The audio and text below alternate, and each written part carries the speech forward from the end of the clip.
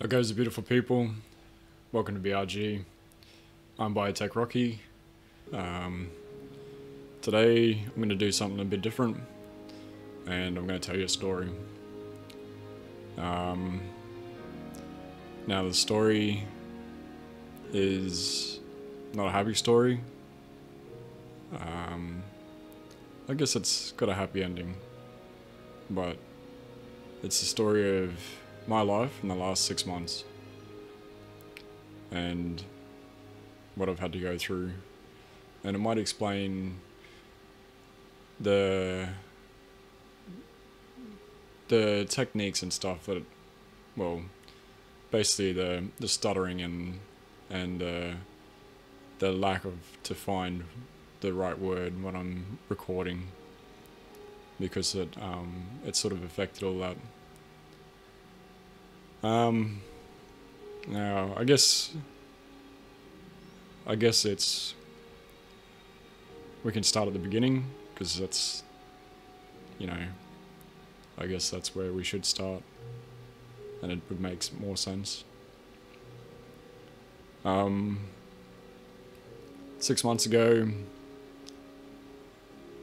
I was in the shower getting ready for work and I had a stroke. Now I'm only 31 and it was a regular day. I'd just been camping with the lads on the weekend, so I wasn't stressed, and I got a really intense headache when I was in the shower. It was like 11 out of 10 and it lasted for a couple of minutes and it sort of knocked me around, so I had to sit down, and all of a sudden I started to lose, my legs started to get really heavy and I didn't know what was going on. I just thought it was just me. I couldn't make sense of it. So I thought I better try get up and get out of the shower and take some headache medicine, and I couldn't get up. I'd lost the movement in my right leg and right arm. There was no function in it at all. And that's because I had a stroke on the left side of my brain. And it took me about probably half an hour to pull myself out of the shower. I think at about 15 minutes I managed to stand up, but then as I was getting out of the shower I fell and I hit the vanity basin and I hit the floor, and I was sort of hanging half in and half out of the shower. I couldn't find anything to pull myself up, so I had to crawl back into the shower and start again. I finally, after about another 15 minutes, managed to pull myself up and get out of the shower, and I knew I had to get to the phone. I had to get to the phone. At this time, I couldn't make sense of it. It didn't compute. I didn't know if it was just me wigging out or it didn't make any sense. Like, I was still thinking fine. Everything was fine. The headache had passed. But my right leg and right arm were still feeling funny. And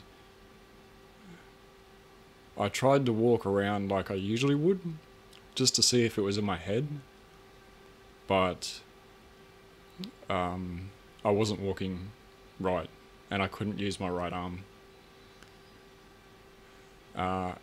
Now I went to the fridge and got some headache medicine, and took it. And as I'd taken it, I knew something was definitely not right. So I tried to call the ambulance. Now, this is when I realized that I couldn't speak. And I could only get out one word every 30 seconds to a minute. So I was still thinking fine.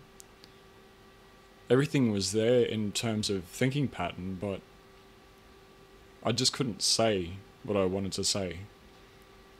So I called up the ambulance, and the lady on the other end was asking me a bunch of questions, and she was moving too fast. I couldn't answer any of her questions, so all I managed to get out was stroke. And she said, "Yeah, that's okay, and I'll stay online with you, and we're sending ambulance now." Now, I don't know how long I sat there with her on the phone. I managed to get up and open the door, and then go back and sit down, and I was just waiting on the phone inside my house, waiting for the ambulance to arrive. Now, the ambulance had arrived. 3 ambulance officers showed up, and they came in and started asking me questions. And of course, I couldn't answer, and I looked fine. Like, I looked like I do now. And I couldn't answer any of their questions. So because I looked fine, they didn't think it was a stroke. They thought I was ODing on some drug, or wigging out on some drug. So, which is a bit funny. And I managed to tell them that I had stroke again. So they didn't believe me, and they started to search my house, and they didn't find anything, and they wanted to know if I had a partner. And I've got a partner and 2 kids. And this particular day, my wife usually calls me in the morning, and this day she didn't call me. Now, I don't hold that against her, because even if she did try to call me, she wouldn't have thought there was anything wrong, because she maybe thought that I didn't pick up because I was busy or driving. She's a beautiful woman. So they asked me where she worked and if I could contact her, and I couldn't respond to any of their questions because they were firing them out. So I had to look up on my phone where she'd worked, and because of the nature of her work, she couldn't answer her mobile. So I basically Googled where she worked and showed them the picture on my phone, and they contacted the place, and managed to get a hold of my missus, and they asked her to talk to me, and she knew exactly what was going on. She knew. She could read me without me saying a word, and that was a relief. Because a lot of the time we have conversations where I just don't say anything, but she can still read my response from my face. So I passed the phone back to the ambulance officers, and they talked to her and asked her if this is normal and whatever. And obviously my missus has gone, no, it's not natural. So they chucked me in the ambulance and whisked me off to the hospital. Shortly after, it's all a bit of a blur. Shortly after I arrived at the hospital, they stuck me in a wheelchair and put me in a bed, and there's a whole bunch of doctors and nurses and all that sort of thing around, and they decided to take me in for a few scans, and it was conclusive that I had a stroke.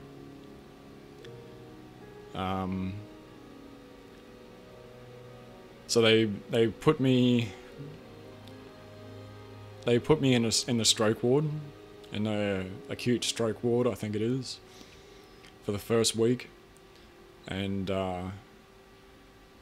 instantly I wanted to start doing stuff myself.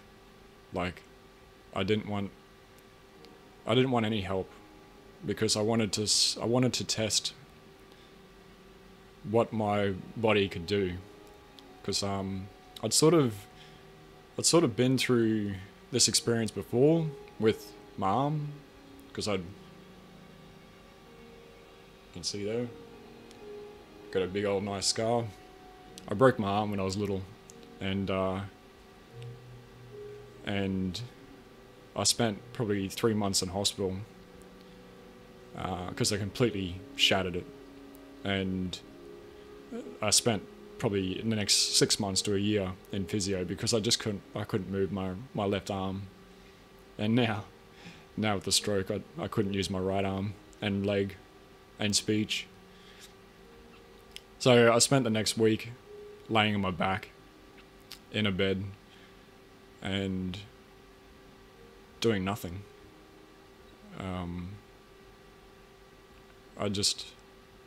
And it was so hard just to sit there and do nothing.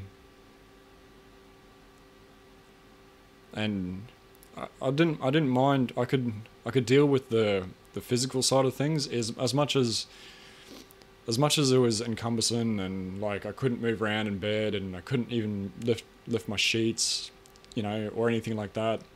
You'd be surprised how much you can't do with one leg and arm. And I give props to anybody that has lost a limb or been paralyzed or whatever, because it is hard.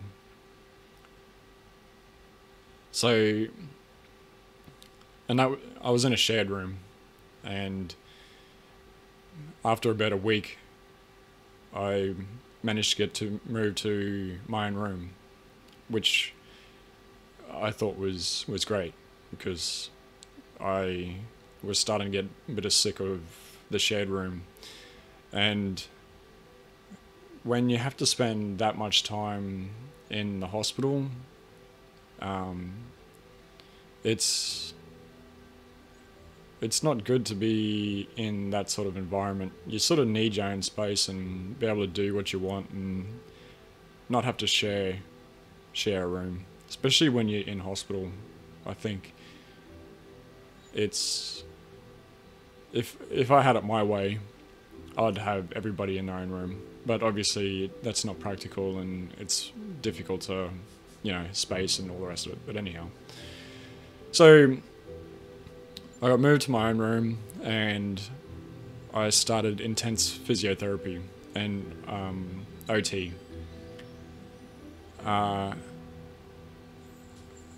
It was hard at the start, and little by little, every day I saw progress. Like, even if it was just the slightest progress, it was progress. And the physio actually enjoyed working with me, because a lot of the stroke patients that he dealt with were, 60 plus, and they were, very weak and stuff, and it'd be months before you even saw the slightest progress. But he saw the progress day by day, and I could feel it too. I mean, it still took a month to get back to even like walking. I don't have the full strength of my arm yet, I've probably got 90% strength in my leg at the moment after 6 months, but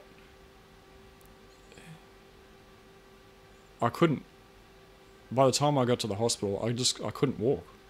I had the wheelchair everywhere around, and that frustrated me so much. I think after the second week, my nana had come up to visit, and she stayed with me every day till I got out of the hospital. She's such a beautiful lady. She made sure I did my therapy and my training and stuff like that, my exercises.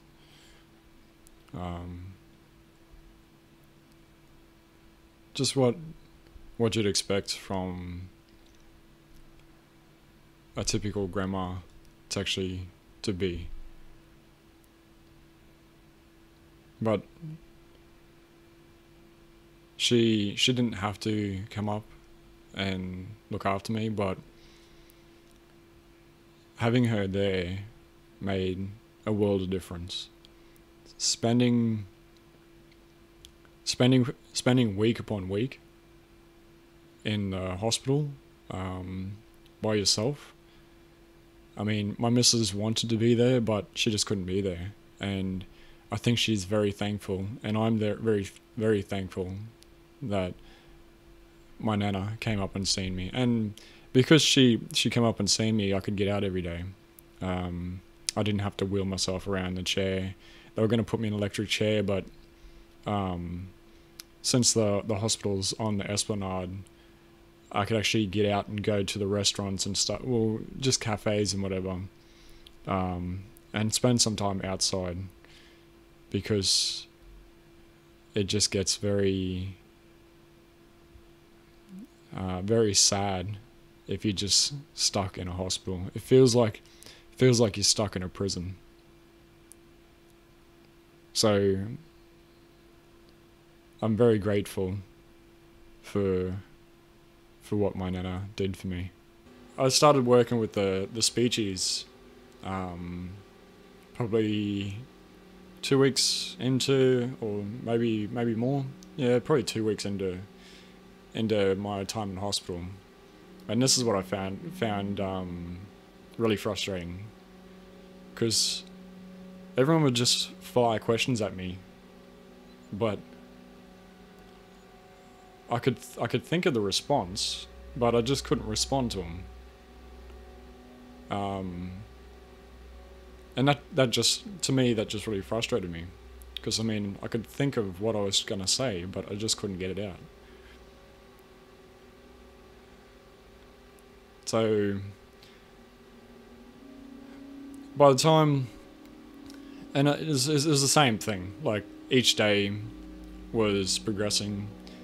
I now sort of, I don't have the same charisma as I did back then. I can't think on the fly as well.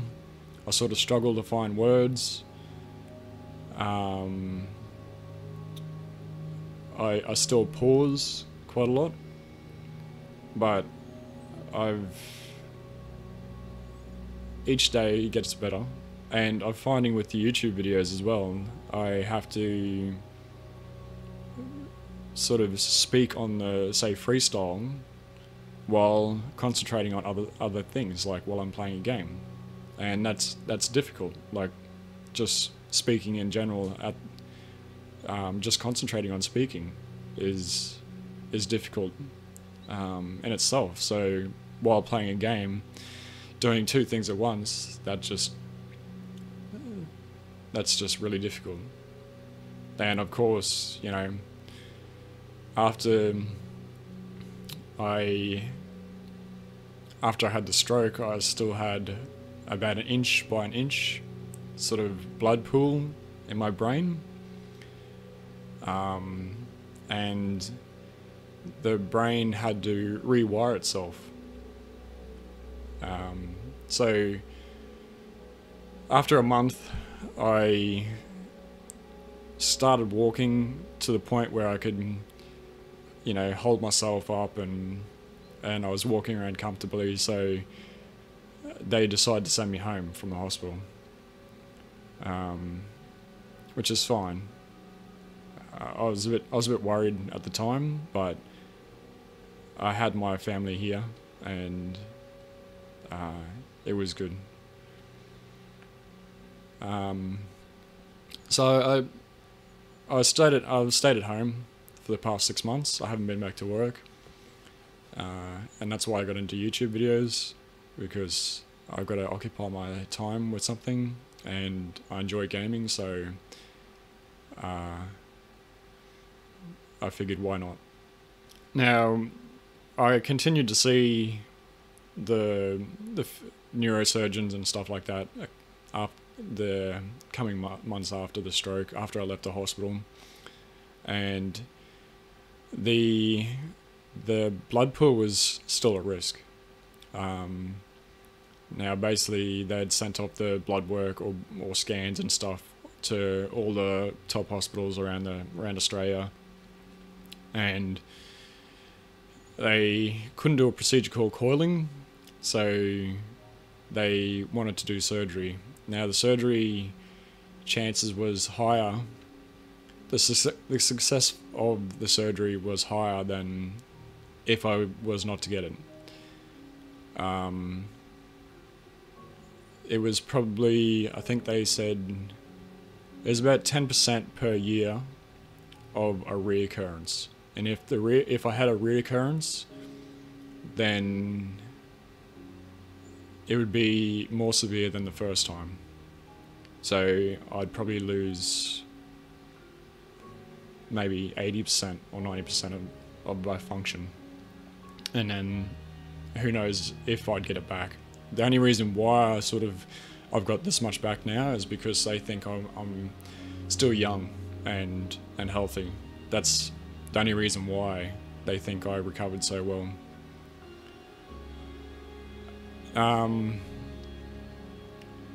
So they decided to opt for surgery. Now, because I'm still young and I have a family with 2 young girls, their names are Cleo and Quinn. They're beautiful. I wanted to see them grow up, and I didn't want to risk driving around knowing that I could have a reoccurrence and then be in the car.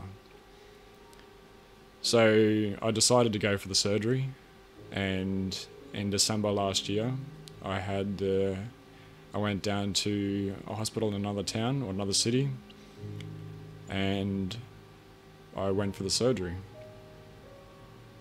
Now, the surgery was risky because it was about a couple of centimeters from the top on the left side, in my brain. So they had to cut open my skull and dig down into my brain. At this time, I sort of only gave myself a 50-50 chance of making it through it. So when I went into that surgical room, I didn't know if I was going to wake up.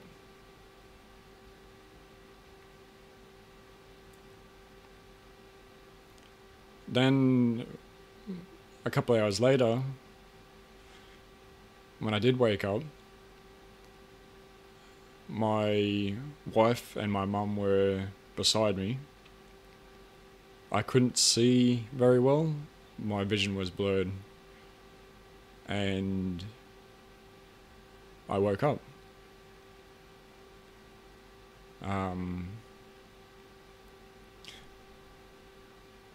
I guess that's the best result you can get.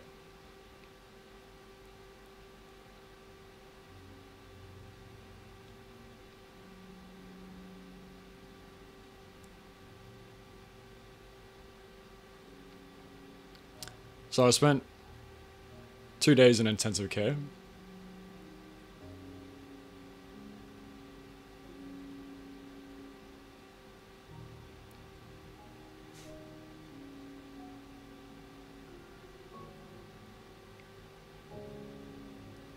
And then they decided to move me to a ward where they could monitor me, and I just spent a couple of weeks in the recovery ward. And then I got to come home. Now, I didn't have this hair all the time. I basically shaved it because there was blood all through it. And actually my missus thinks it's pretty badass, so I think I'm going to keep it for a bit while longer. Anyhow, it's now the end of January, and I'm almost there. I still have a pain in my arm, which is annoying, but I'm still working with physios. I'm alive, which is good. And I'm making YouTube videos, which is fun. And I'd like to thank everyone that's been watching my videos. It means a lot. And to all those who subscribed and were supporting me, all my friends that visited me in the hospital.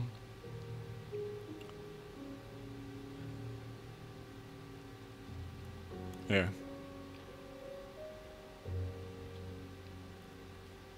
Anyhow, this is the scar.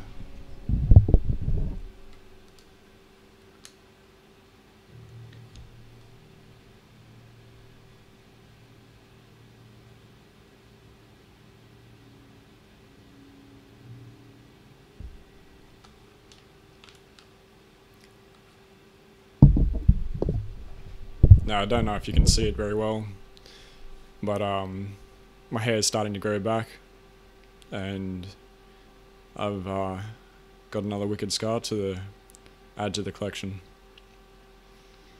Anyhow, I hope this makes more sense now when you're watching my videos, why I sort of struggle a bit, but I thank you for taking the time to watch my vids, and I appreciate and respect everyone that does take the time. And as always, take it easy, and I salute you.